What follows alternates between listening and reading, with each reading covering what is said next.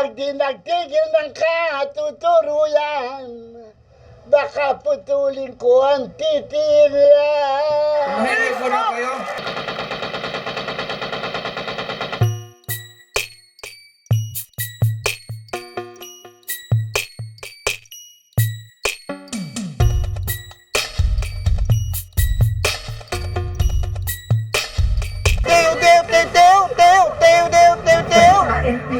In our fight against communism. Hoy ang NPA!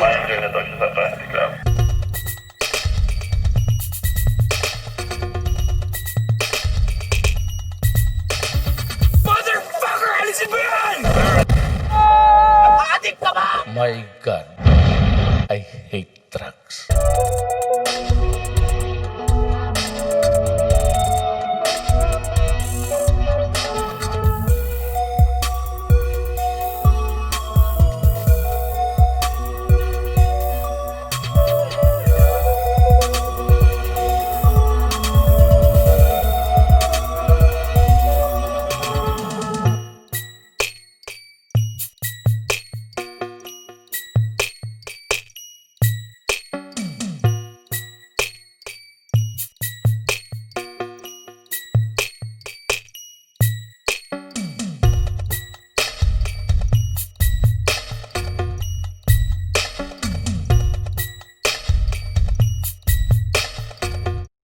To all our viewers, welcome to the Docu's Documentary Filmmaking 101.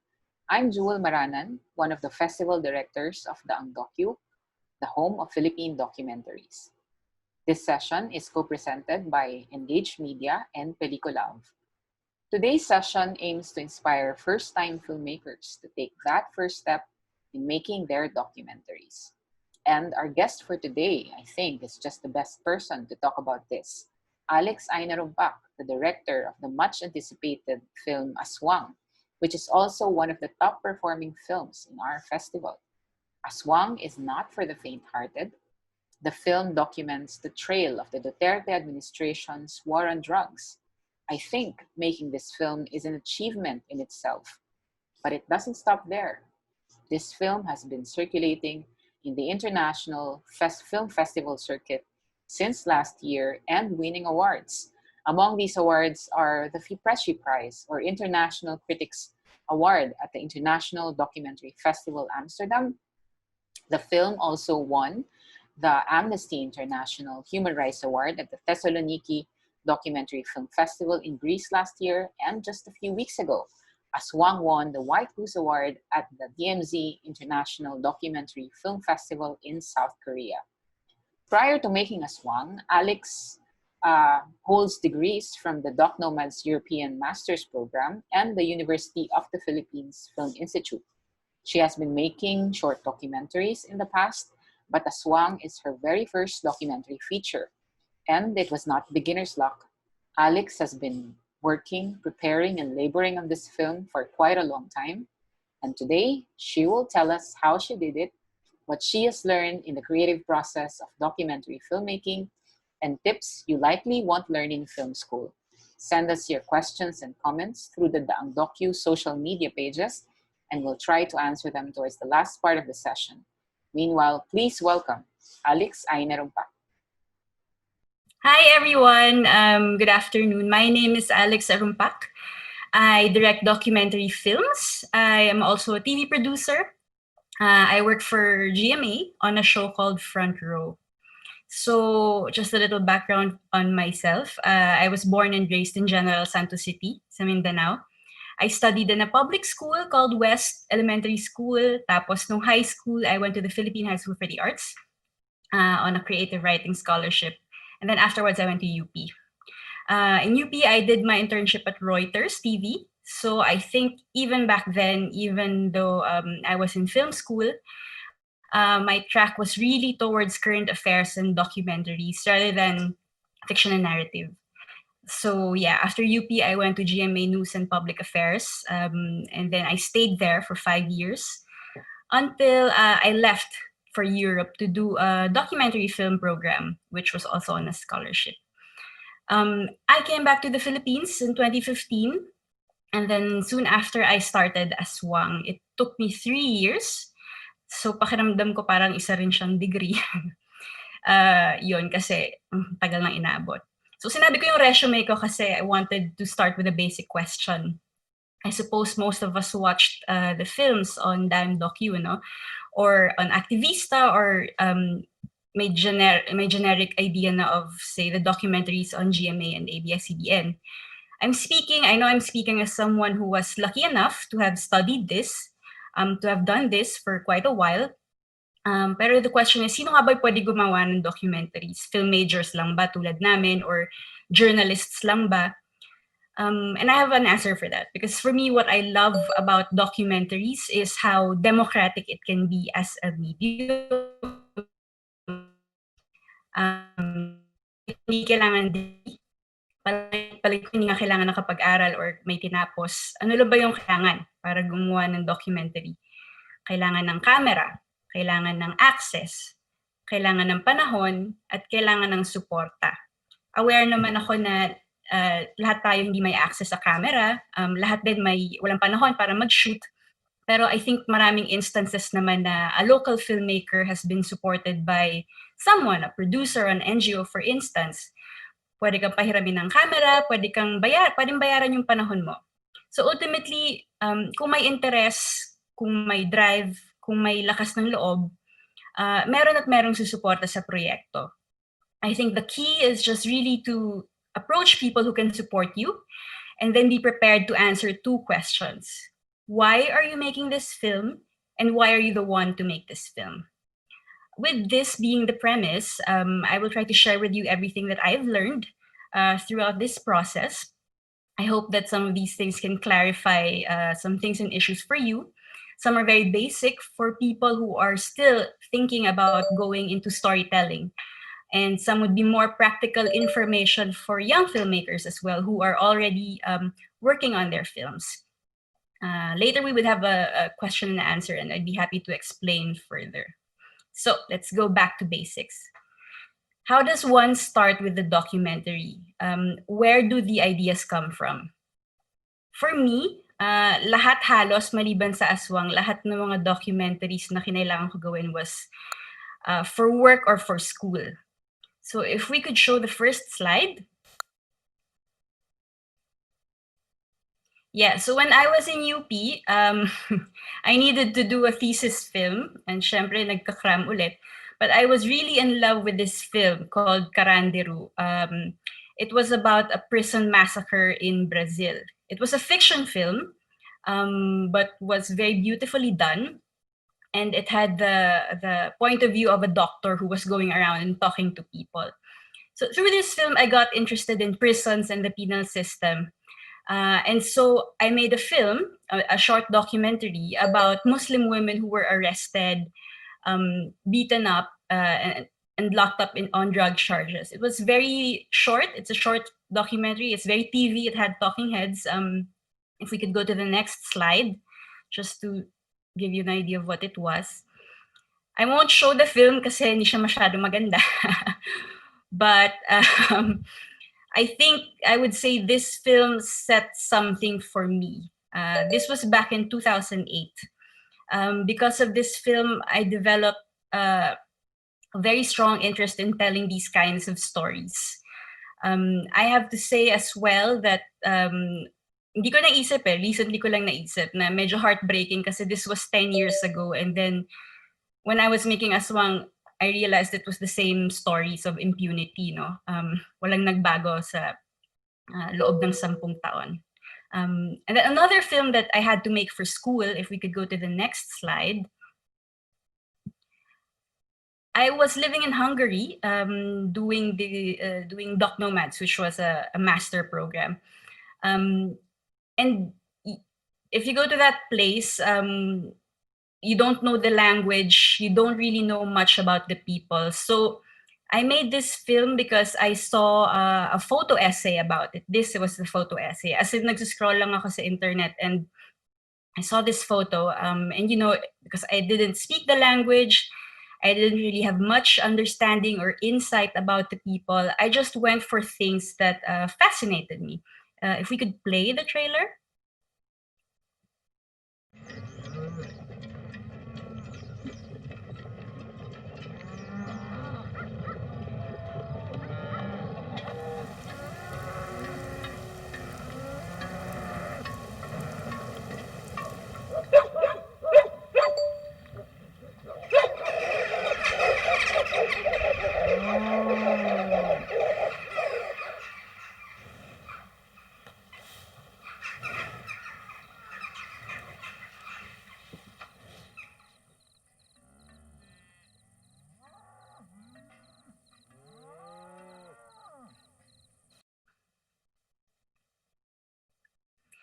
I would say it was a good period for me to learn about camera. I practiced camera work in this film, and I don't think it really said much about people, for instance, about humanity. It was about animals. But yun, it did its purpose for me. In 2015, I went back to the Philippines after doing this master. Um, and then somehow, it was in 2015 when I saw a report about an Aswang attack. If we could go to the next slide. Yes, this is where it all started. It was a report by Fritz Cabrera on GMA News. And I was very curious, no, na parang nagulat ako na actually iniisip pa pala siya ng mga tao na totoo. And then sometime in 2016, there was another report in the next slide. This is just a Facebook post, pero someone really made news about it. I don't remember which news platform it was. And here, ito mas kasi may photos pa. It was like a farmer was saying na talagang punctured yung goats niya. May bites sa leg. And everyone was saying it was an aswang. If you can see, syempre natakot ng mga tao. So I researched about it. How it was supposedly used by the CIA as psychological warfare against the Hukbalahap at the time. And this entire idea fascinated me. Kasi it was using our beliefs to terrorize people and spread fear. I wrote it down. I kept it at the back of my head. At the time, kasi I was doing another project. It was about the attack on the Lumad schools, Alcadeb sa Surigao. So iba yung iniisip ko. And then a few months later, Rodrigo Duterte became president. He wasn't even sworn into office when the killings started. And then, soon after that, the first images of the war against drugs came out. And this image by Rafi Lerma, in the next slide, yes, of course, it affected me like it affected so many millions of us. I attribute, I think, my first urge to make a film from this image. Afterwards, more brutal images came out, a lot like this. If you can go to the next slide. This is a still from Aswang, but this was already coming out a lot. Napaka-brutal na ng killings na nangyayari. So it was actually one of these images as well when I thought about the idea of the Aswang.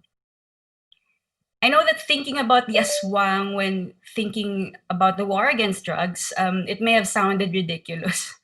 But if there's one thing I really like about cinema, for me, it's just anything is possible. And in my universe, documentary film is cinema. I like letting my mind fly during this early stage. It's just discovering connections and possibilities between stories and elements.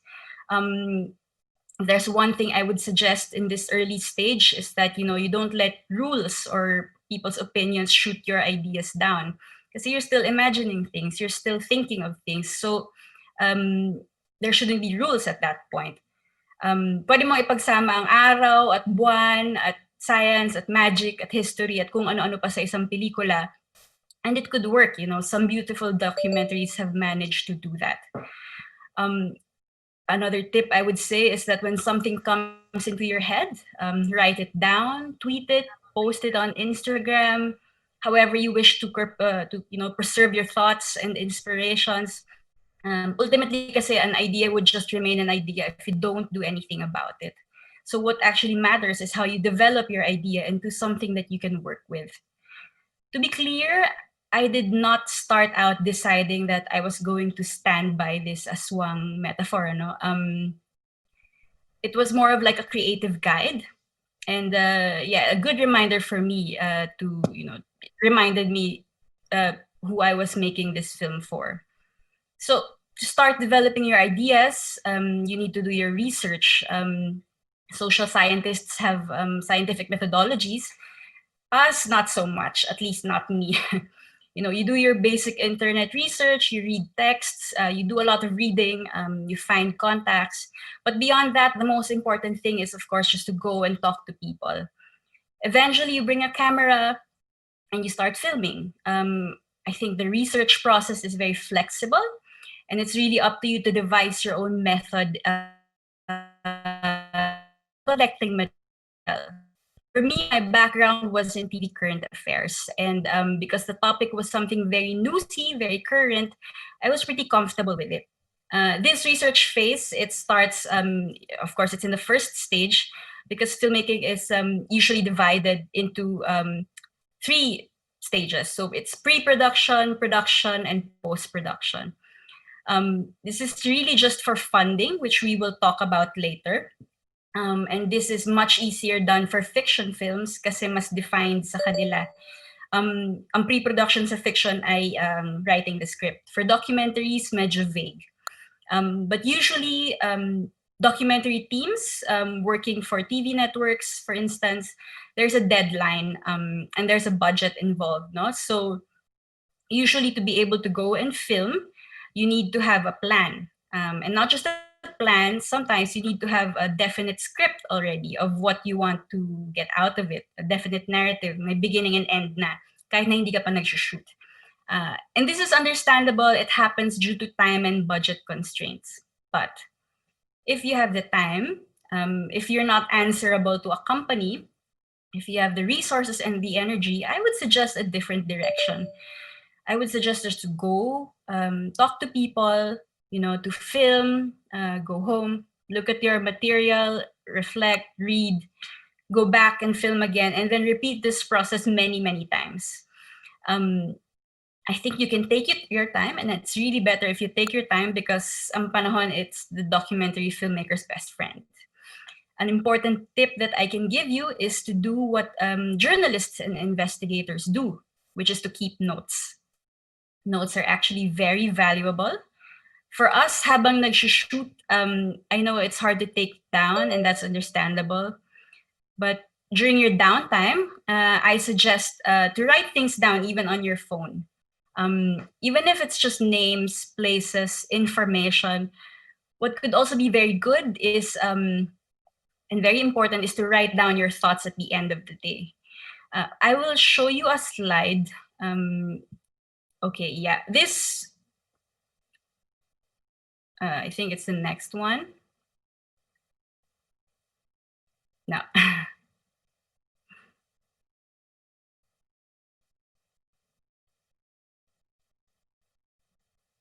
Oh. Yeah. Okay.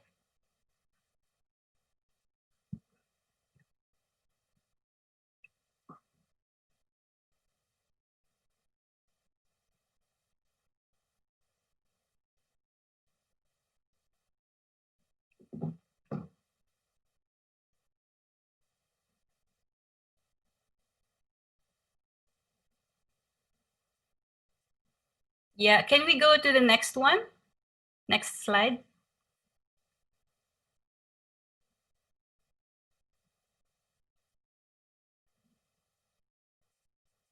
Okay, I'm just gonna talk.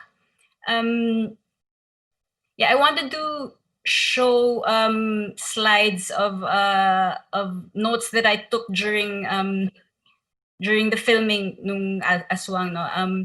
I actually kept a secret Tumblr account to keep my notes because I realized that my notes told me things that my camera wasn't able to tell me. Because even if you film with your camera, a lot of things are not being filmed by the camera. Your smell, the memory, things like that.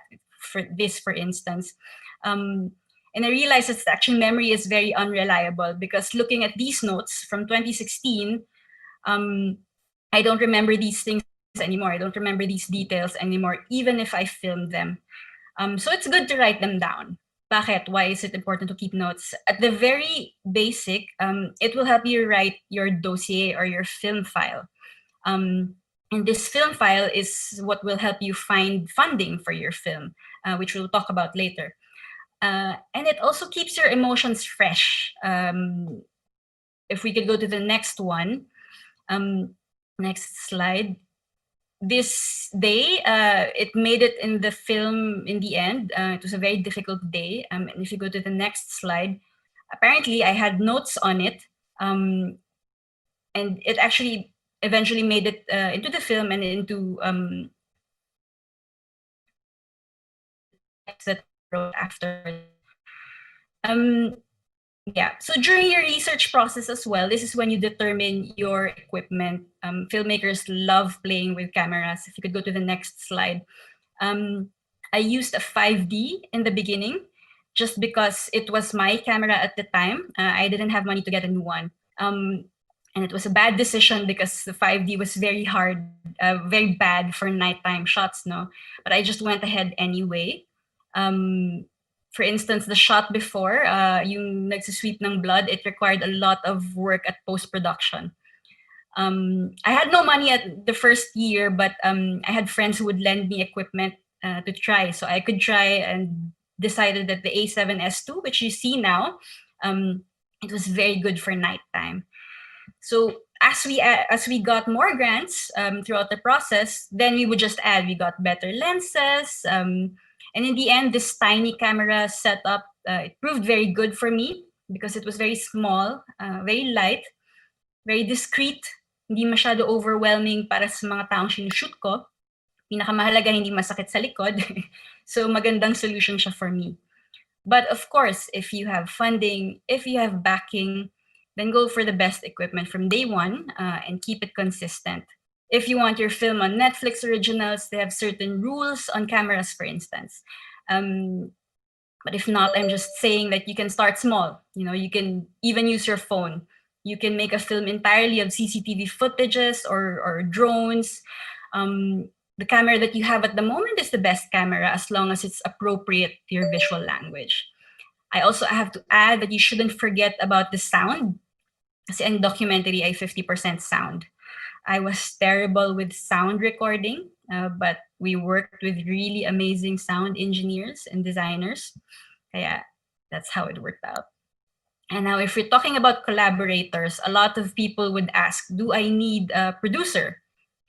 Yes, you need a producer. I would advise you that you get a producer. Your producer is your ally, usually in charge of things that you don't want to think about. She will have the conversations that you don't want to have. Usually, mas organized siya sa'yo. Because this will be a very long relationship. Minsan, mas matagal pa siya sa mga jowa niyo.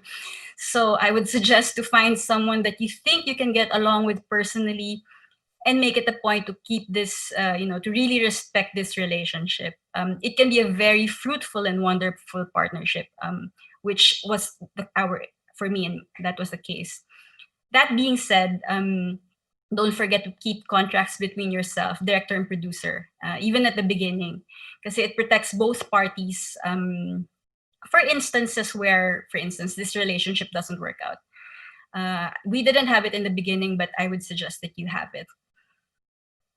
I'm saying to get partners and collaborators because making the documentary can be very lonely. It's a very lonely exercise. You might feel very alone. And in my case, I felt like no one really understood what I was trying to say or going through even at the time. And to a certain extent, that would be true. That may be true, but filmmaking is not a solo endeavor. So I suggest you surround yourself with the best people if you can. And your job is just to keep, these people together. You're like the center of gravity. You're keeping a lot of things together, people, stories, and you have to make sense of all of them. And then another question I get frequently asked is doing documentaries sustainable? For us here, it's not easy. Right now, my job is technically 100% documentaries. I was in the middle of making Aswang when my bosses at GMA hired me back for Front Row, which is a great show and with a format that I like. This job helped me sustain my independent practice, which is why I'm always thankful for my bosses. And a lot of filmmakers I know do this. Aside from making their independent work, they also work in television, for instance, or in companies, editors, videographers, teachers. And in fact, this is how it works usually for filmmakers all over the world, hindi lang sa Pilipinas. We usually have other things to sustain us as well. Speaking of sustenance and funding, then I had a lot of questions, people asking about financing your film. We can expound on it later sa Q&A, but to give you a rundown, there are several ways. Can we go to the next slide, please? Yes. Okay. A typical model in the Philippines is to get it financed or commissioned by an NGO. I think this makes things easier because a connection with NGOs would mean that you have instant access to a community or a subject. It also means na, and this is important for me, afterwards ay meron ng system to care for the people in the film, the subjects after the film is finished. Because I realize this is something difficult. It's not easy setting up a support system for your protagonists after the film. So working with an NGO would be a great solution.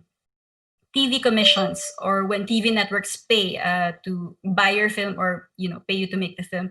It's a typical model in other countries. I think local networks tried to do it at some point, but usually TV networks just produce the documentaries in-house. For instance, us at GMA, most of the things are in-house. Foreign TV commissions also, foreign TV also commissions local filmmakers. For instance, I think, not sure if the number is right, but NHK in Japan pays $50,000 for finished films. So, but if you want to be commissioned early on, if you want to work with, say, Netflix, Nat Geo Arte, then I would suggest to work with a producer who has had experience in these things. Otherwise, aantayin nila hanggang sa makakita ng rough cut o ng buong pelikula na. Depending on the topic of the documentary, usually kapag hindi masyado politically sensitive, pwede rin naman local co-productions, which means several companies pool money together to work on your film. It's like in fiction films. And then there are the grants. Locally, Q Cinema gives grants for films, for documentary films.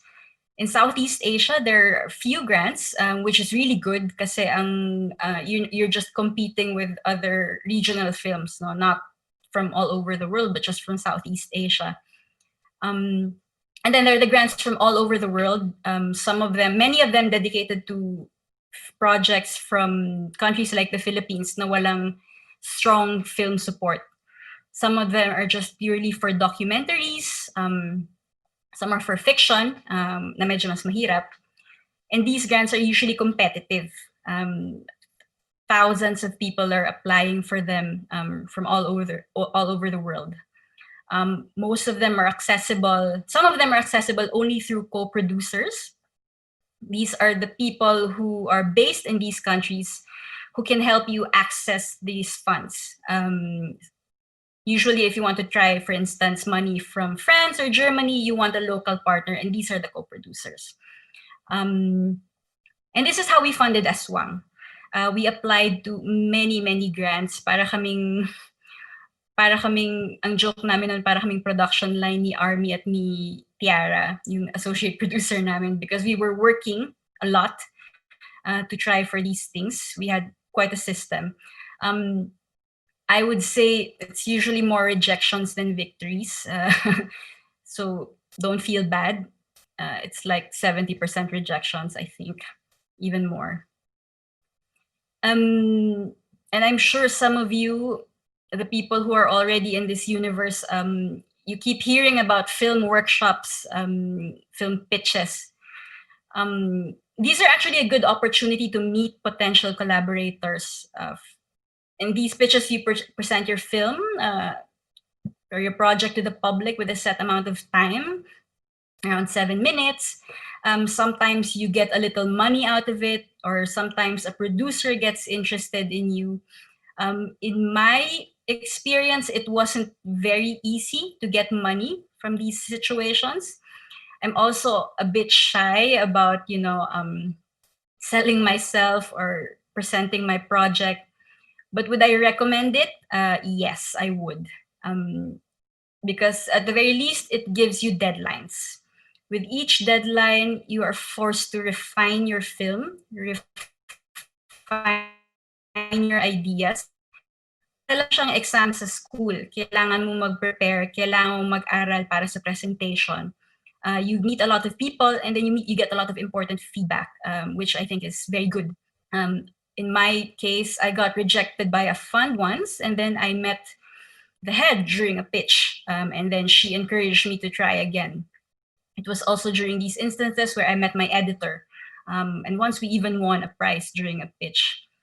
For filmmakers who are already in this universe, student filmmakers, I have a tip, and that is to memorize your pitch. Otherwise, read it, don't wing it. And then if you get nervous, just remember that in these pitches, you are the expert on your film. You know most. So you have to be confident about it. But beyond pitching, I think what is really necessary, aside from the film, is to write your film well. Nagulat ako na kung gaano ka halaga ang pagsusulat para sa paggawa ng pelikula. So if you could go to the next slide. Yes, this is the dossier or the film file. It's actually very, very important for making your film. It contains the director's statement, your synopsis, a film treatment, which we will talk about later, budget, and then sometimes a trailer or rough cut. It's an entirely different game making this document, and it's usually specific to more advanced filmmakers. We can discuss it again later. But what I will say is it's really about writing. If you or your producers are not writers, I would suggest to hire a writer, to work with a writer. This director's motivation, it needs to be very strong and very personal. And this is where your field notes come in. And this was what I did with Aswang. My emotions then were very raw, so I could transport my ideas from 2 years ago to this document. And then the film treatment, it's basically the script of the film. Essentially, the more people can imagine your film based on your script, on your film treatment, the better. Aswang had 17 pages just of a film treatment. It took me almost a year to write it. And there were 2 methods that worked for me. You can ask me about it later if you're interested. But yes, I think most filmmakers would agree that it's actually a lot about writing. Organizing your film. Can we go to the next slide? Oh, that's the film treatment. Okay. Yeah, when I started doing Aswang, I knew that I wanted to make a film, but I also knew that I didn't need to go every night. No, I didn't need to go out every night and film what was happening. Hindi naman lahat darating sa final product. I wasn't even sure if there was going to be a film. But for many nights, I just went out because I really felt the need to document. We filmed Aswang for 2 years, so there was a lot of material, and this is usually the case for documentaries. So I would advise filmmakers to be very organized from day one. We transfer to at least 3 different hard drives, 3 copies. And then straight, card to hard drive. Make sure it's in different locations. And then when you get to the editing, this is very important. I suggest you create a database of your material. This was actually something that really helped me. Cross-reference with the date, content, description, notes, etc. If we can go to the next slide. After that, yeah, this was the database for Aswang. It can be as simple as an Excel file. It will force you to look into your material and make sure that you know everything. Your editors will love you for it. And something important I just realized, and it could really be something that would help you prepare for the future as well. I was able to document many days and nights during this period in our history. And what I really learned is with archives, it's really hard to access them kasi they mostly belong to the TV networks or private collections na accessible lang to academics or researchers. With the war against drugs, I noticed that a lot of the material belonged to local and international. And recently, I had some filmmakers, asking for material because they couldn't find any. So actually, independent filmmakers, in a case like this, it can be a very valuable source. My sister, who teaches at UP, wrote an interesting paper about it sa Plaridel, actually. It's about creating a database that could someday be used as an open source for future researchers, students, filmmakers. In that way, for me, yung material ng Aswang, it has another life. Hindi lang siya pelikula, but it can be something that, future filmmakers can use. It goes beyond what was originally intended, even if it didn't materialize into a film. From day one, I knew that I wanted to make a film, but there were many moments that I wasn't sure if I was on track. I wasn't sure if there was a film. Kasi sobrang haba ng proseso. Merong times na feeling ko walang nangyayari, ang daming rejection, so parang ang daming lulls. So here is where it comes in, motivation and persistence. Last slide. Making the feature, it's really a feature documentary is really a long game. You have to keep yourself motivated again and again. It's like keeping your head above the water most of the time. And I found that having a strong purpose helped me. And what I'm talking about this is looking beyond your film project as a project, no? Looking beyond the funding, the grants, competitions, rejections. You have to look past all this. You have to forget about it, and look at the big picture, what is most essential. And this gets answered by another question, which is, who am I making this film for? When I decided to be honest with myself, then things became clearer because I had this purpose and everything else was just background noise. And I know we spoke about this, collaborators, pitches, fundings, all these things are little elements to push you, to excite you, to motivate you, just to take one step further kasi ang hirap eh. So I'm speaking like this na parang ang hirap kasi for me it was a challenge. Lalo na dito sa Pilipinas, making feature documentaries independently, it's a test of willpower, it's a test of persistence. And I realized documentary filmmakers are very stubborn people. They just refuse to accept certain things around them. And that was the case for me. Last tip I discovered while making this film, which might help for you, is that the best and most important moments for me are the most mundane ones, little things and little details that we do not actively look for. For instance, the best moments for me in Aswang was, games children play or the stories that they tell. These things just happen naturally. And I think they don't have to be big, newsy stories. It can be the smallest stories, and sometimes that can be the most important and powerful thing. A master editor once said that this is what he loved about documentaries. Documentaries give you many gifts and many little gems, and it teaches you many things. And most of the time, you come out of it a very different person, which was precisely my experience with working on this film. So, as a final message, I just suggest, pick up your camera. Kasi every day that you go and immerse and meet people and film, all of that has value for your film and for you. Lahat to mahalaga para sa atin. Ayun. Maraming salamat sa pakikinig at pwede na tayong mag Q&A.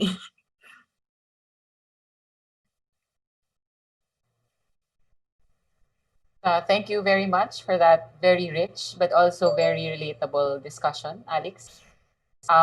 We are now flooding actually with questions and comments from our social media. It's so hard to manage now, but before we get there, I have a few questions for you.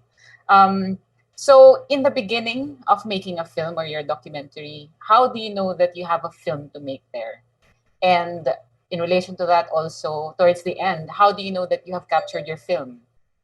That you're done? I know there are no clear-cut answers here, but Can you give like concrete determinants or hints to let you know that you're ready and when you're done as well?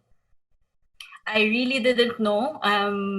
It was not clear until maybe the end of the first, until a year and a half, when I realized that I had a film. I was just filming for a year and a half, and I wasn't sure until someone else, one of the editors, sat with me and then looked.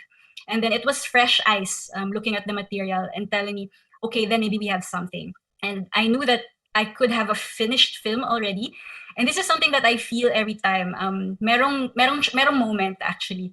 In this instance, nung nalaman kong nakabalik na yung nanay ni Jo Marie, then naisip ko I could have something. Just because there was at least a little development. Kahit konti, pero may development na. So yun yung determinant for me. How about in the beginning? Parang kasi a lot of starting filmmakers, they struggle to know whether it's worth starting or something is there in the beginning of their research. So parang what hints do you think they should look out for? I think it's really if you feel a drive to go every day for a long time, that is a very good hint. But afterwards, I think nawawala rin yung drive. So as I said, you have to find other motivations, and then comes work. You get yourself motivated by many other things. I don't know. In my experience, actually, I didn't know if I had the film. I just wanted to document. That was more of the desire. I wanted to someday, keep someone accountable. I thought that maybe my material could be evidence. This was even before I knew that I knew I was making a film, pero I wasn't sure. So I just had another goal, which was documentation. That's very important, na even if we are determined to make a film, that it's not the end all and be all of what we're doing, no? And in the end, parang we have a bigger goal for what we are doing, because as you said, documentary is a very tiresome and lonely process. So you really have to have bigger goals other than just making a film, no? Oo nga, yun realize ko. Otherwise, depressing siya. Yeah, exactly. So another question before I go to social media. I think you've touched on it a little already, but I'd like to parang nail this down further. As we've been saying, making a film is a personal journey. It's not just artistic. You grow through it. You become a different person through doing it. And the struggle is not just knowing what camera to use, how to do this film, etc., but how to keep at it. How do you answer that for young filmmakers? How do you deal? How should people deal with uncertainty in the artistic process? I think this was why it was good for me to work with collaborators, because then I kept myself accountable. I kept myself in check, that I had to move to the next direction. Yun na nga, kasi I think if I worked alone, mas may tendency to give up, just to stop, ganon. So this was why I think these deadlines, these parang schoolwork lang siya. If your creativity fails you, then go mechanical. Just do the little things the little bit things that of work, yung manual work that would push for, which is just going every day. If you're in doubt, just go and film, and then maybe something comes out of it. And then I guess the next question for those who are starting their films, no, since you've emphasized the importance of collaboration, is how do you choose then your collaborators? Where do you get your team? Yeah, I approached, for instance, my collaborators are really approached. Pero I have to stress that you have to find collaborators that understand your vision. That would support your vision and not the ones who would change it.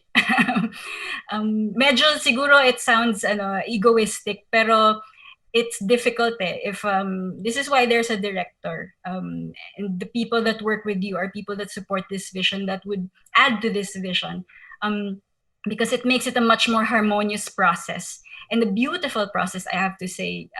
Then I'm saying collaboration because they really add on to you. They make everything so rich, the experience so rich, which was in my case. Yeah, so that's very important to emphasize. No, you get collaborators that are able to support your vision as a director, especially if you're making your first film, right? Because very often, if you're making your first film, that's the point when you're just finding your voice. Ano? So anyway, ang dami ng tanong from Facebook, so let's go through them one by one. A question from Kay Conales on political filmmaking. What advice do you give to students who are not cinema majors and who are limited in technical background and equipment but want to explore local politics in the Philippines through films and video, especially within the context of the pandemic? Ang dami ng tanong, no? So, tanggalin muna natin yung pandemic factor. So, parang if you're not a film major, wala ka masyadong technical background, but you want to explore politics, where do you start?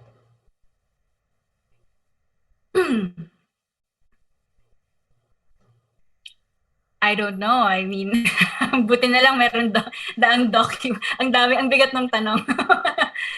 Siguro kasi hindi ako, I mean, I was always on the other side, which was I could get access to cameras. But as I said, if you are really interested, if you have a drive, there have been instances where people, for instance, sometimes they just work as stringers. They get supported or they get paid for little things.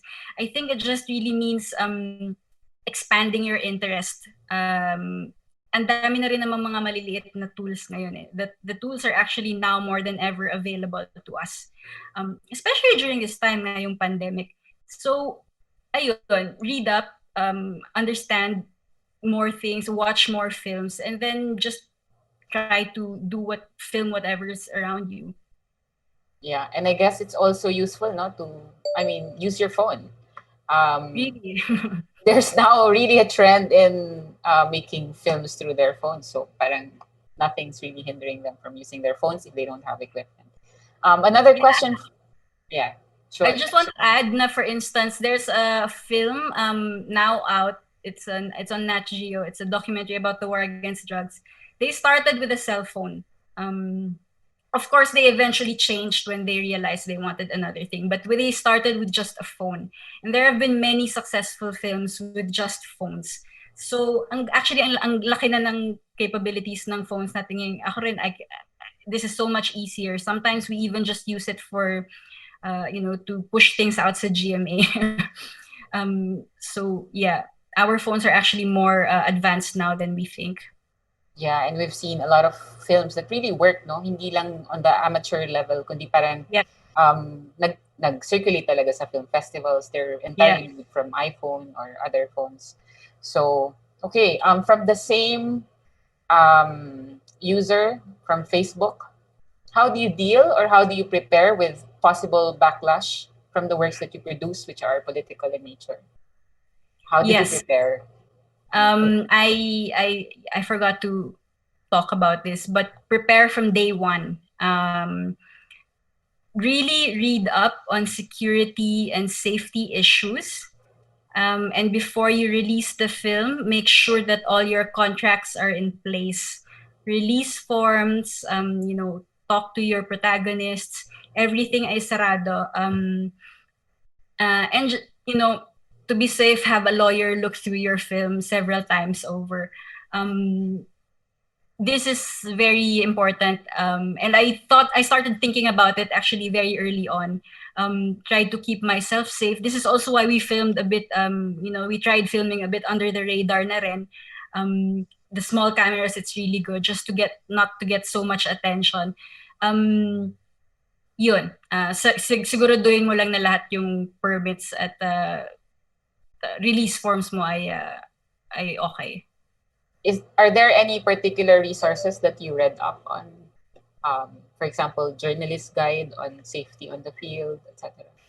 No, kasi actually karamihan sa mga resources for security, for filmmakers. It's about foreign filmmakers coming into a country like the Philippines, for instance. There's not much resource on local filmmakers who are here. So actually, this is something that would be nice to develop. We have to think about this kasi ang journalists mas ano sila, mas organized sila about this. So yes, I kind of followed ano na rin, how journalists would do it.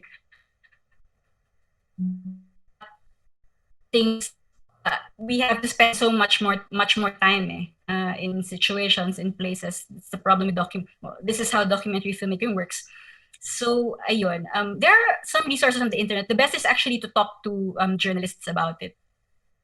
To personally talk, ano. Yeah. Another question from Pat K on selecting and approaching your protagonist, Mars.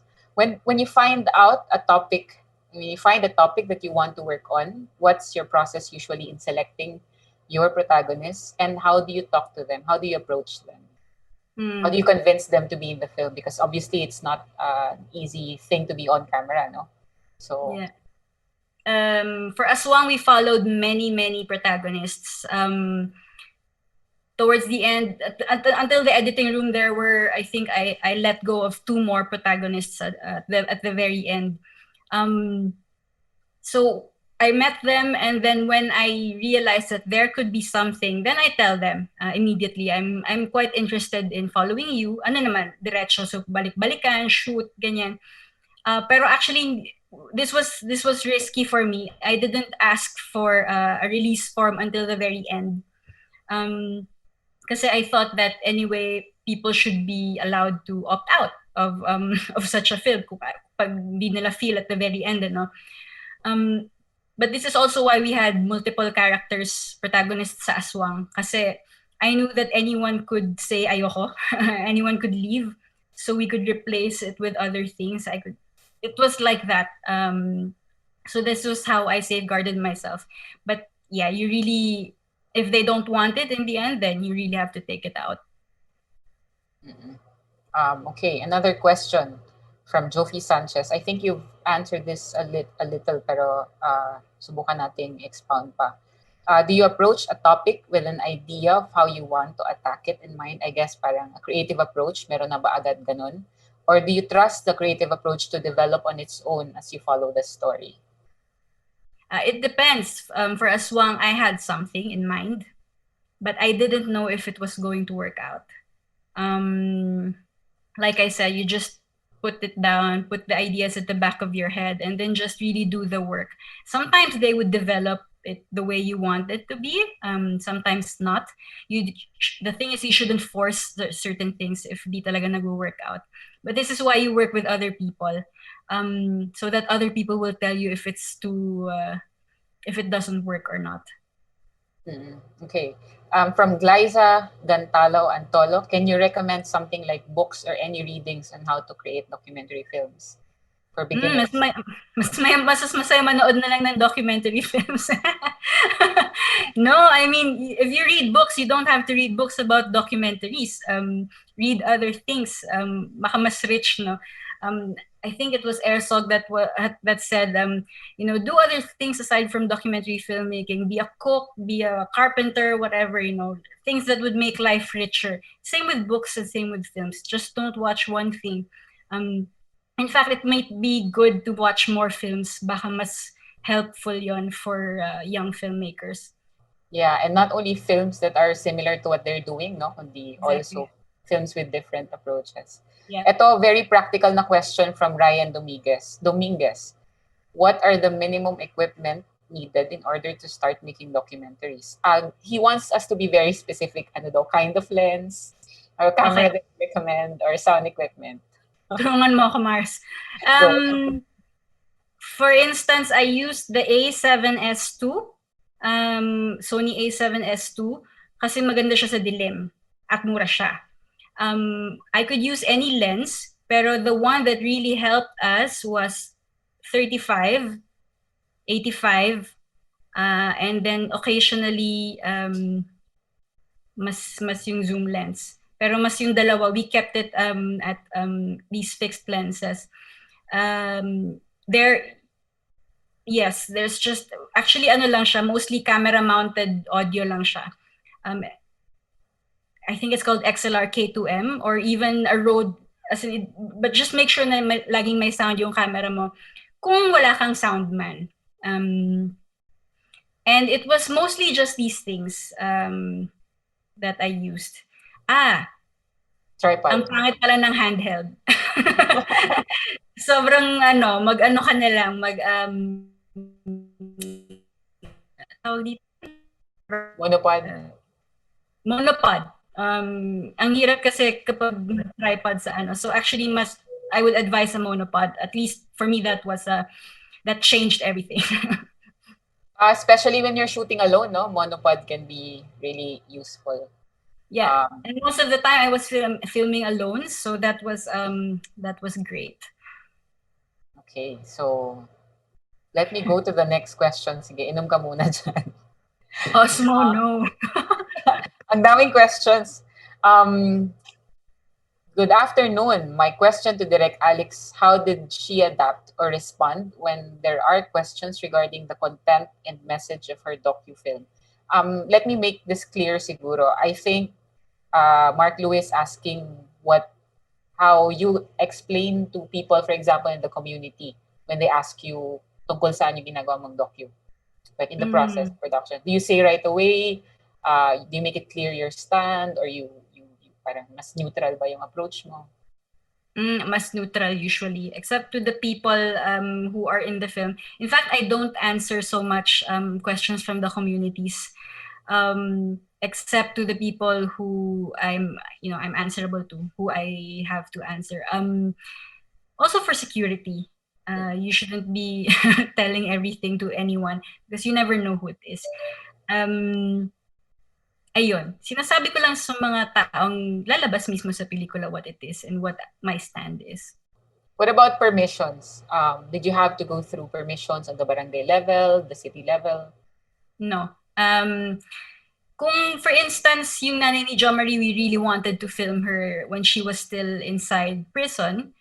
But I couldn't. But for that, of course, you need permissions. Every time, kung kailangan, oo. Pero to speak to people, hindi naman. Usually, hindi naman kailangan ng mga barangay. Ngayon lang siguro because of the pandemic, that might be harder. But back then, it wasn't the case. It's also not the case for when we do TV, for instance. Dugtungan ko lang siguro yung question na yun, no? Because it's noticeable that in your film, you really wanted to focus on the victims, on the streets, the atmosphere, the trail of the drug war. What made you decide that you're going to focus on this side of the story and not, for example, on the side of the police or the government? Was it a conscious decision, and parang why did you choose it that way? I think if you spend enough time there, it really will turn out this way. It's very hard for me to stomach. Kasi actually, ang napapansin ko habang nag-shoot at the time, ang dami sa mga victims, okay, when TV comes, when TV news teams come, ang ini-interview lagi yung police, for instance. Kunwari may buy bust, ganon, or may tokhang, i-interview yung pamilya, iiyak lang, ganon. Pero ang lalabas sa balita the next day ay isang big-time drug addict, ganon. So, laging yung police narrative yung sinasabi. There have been multiple times when I know for a fact na hindi totoo yun. Sasabihin nilang big-time drug addict, Diyos ko, walang-wala yung tao. As in, alam mo yun. So, parang, na lang din siguro, naging decision na lang din in the end na I just didn't want to give space to these things. Most of them are lies for me anyway. Marami na silang platform to say it eh. I made it my directorial decision that it doesn't have to be in the film. Very well said, Maraming mga trolls na yan yung binabanat na one-sided daw, etc. So here you are. This is the answer to that question. It is. A question from Enna Algopera from YouTube. Hello, Alex. If you could do one thing differently, this is a Miss Universe question.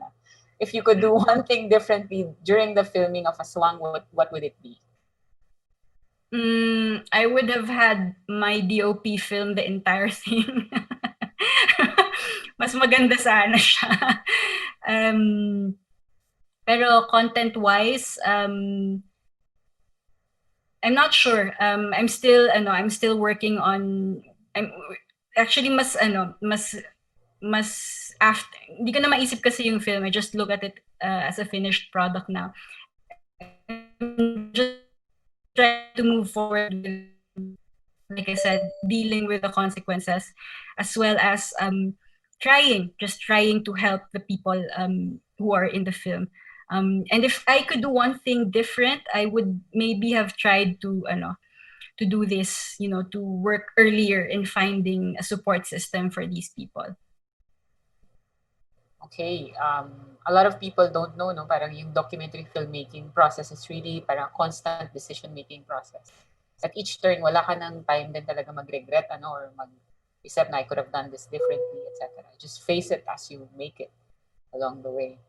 A question from our FB, Liza Gantala Antolo. Nowadays po, bihira na po talaga sa mga bata ngayon ang mahilig sa docu.